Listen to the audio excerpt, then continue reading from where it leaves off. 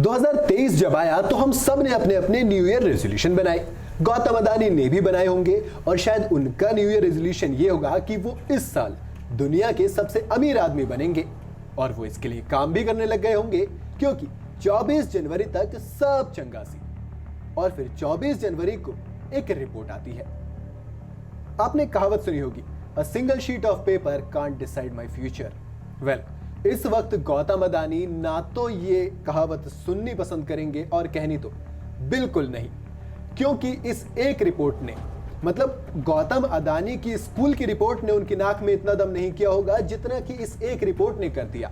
आपने भी इसके बारे में कई सारे वीडियोस देख चुके होंगे कि इस एक रिपोर्ट की वजह से गौतम अदानी को इतना नुकसान हो गया, उनके शेयर्स इतने गिर गए, LIC को इतना नुकसान हो गया, देश का कैपिटल जो था उसमें दिक्कत आ गई है। ये सारी चीजें आपने छोटी छोटी बातें बहुत सारी सुन ली होंगी, लेकिन ये पूरा मामला आखिर है क्या? आखिर इस मामले की शुरुआत कहां से हुई और अब इस वक्त इस मामले में क्या हो रहा है, क्यों इसमें पूरा देश लगा पड़ा है, यही सब आपको पूरे डिटेल में आज असद बताएगा। तो चलिए शुरू करते हैं।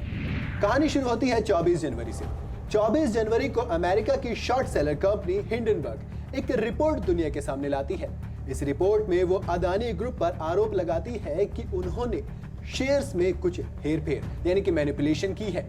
वो अपनी कंपनी के शेयर्स को 85% तक ओवर वैल्यूड बताते हैं।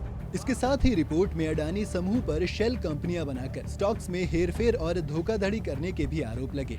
रिपोर्ट के अगले दिन यानी कि 25 जनवरी को अडानी के शेयर्स में गिरावट का दौर शुरू होता है और अडानी के स्टॉक से लेके इन्वेस्टर्स को तगड़ा झटका लगना शुरू हो जाता है। इसके बाद 26 जनवरी आती है और मार्केट उस दिन बंद रहती है।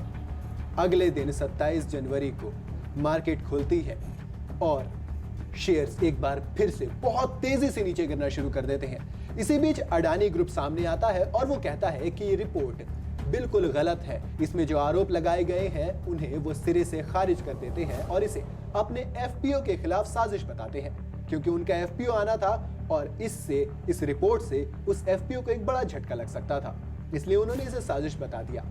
ब्लूमबर्ग के मुताबिक हिंडनबर्ग की रिपोर्ट के बाद गुरुवार तक अडानी ग्रुप का मार्केट कैपिटल 100 बिलियन से भी ज्यादा सुहा हो चुका था। इसके बाद 28 जनवरी को मॉर्गन स्टैनली कैपिटल इंश्योरेंस यानी कि MSCI ने हिंडनबर्ग रिसर्च की रिपोर्ट को लेकर अडानी समूह की सिक्योरिटीज पर फीडबैक मांगा। वर्तमान में गौतम अदानी समूह से जुड़ी 8 कंपनियां MSCI स्टैंडर्ड सूचकांक का हिस्सा हैं। 29 जनवरी को अडानी समूह ने 413 पन्नों का बयान जारी किया, जिसमें हिंडनबर्ग के सभी दावों का खंडन किया गया और इसे भारत पर कैलकुलेटेड अटैक बताया। इसके बाद हिंडनबर्ग ने कहा कि अडानी का बयान उसकी रिपोर्ट में उठाए गए सवालों का जवाब नहीं दे रहा है।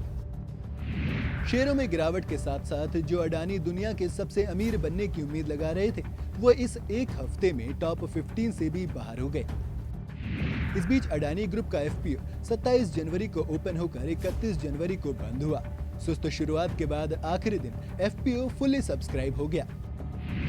इस माहौल के बीच स्विट्जरलैंड की investment banking company Credit Suisse ने भी झटका दिया। क्रेडिट स्विस ने अपने पर्सनल बैंकिंग ग्राहकों को मार्जिन लोन के लिए जमानत के रूप में अडानी समूह के बॉन्ड एक्सेप्ट करना बंद कर दिया।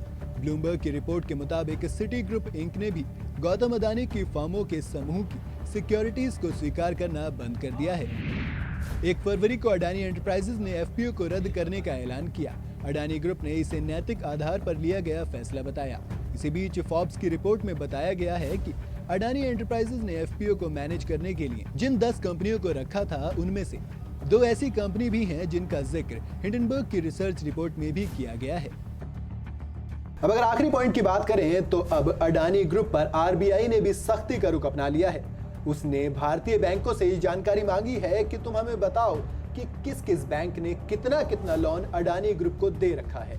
इसके साथ ही ये प्रकरण अब राजनीतिक रूप तो ले ही चुका है और विपक्षी पार्टियां भी इसमें जांच की मांग कर रही हैं। उम्मीद है इस वीडियो से आपको पूरी डिटेल मिल गई होगी। अगर अब भी अडानी के इस प्रकरण को लेकर आपका कोई सवाल बचा है तो आप मुझे कमेंट में बता सकते हैं। वीडियो अगर आपको पसंद आई हो तो इसे लाइक और शेयर जरूर करें और अगर आप चैनल पर नए हैं या आपने अभी तक इसे सब्सक्राइब नहीं किया है तो जाते जाते चैनल को सब्सक्राइब करना बिल्कुल ना भूलें।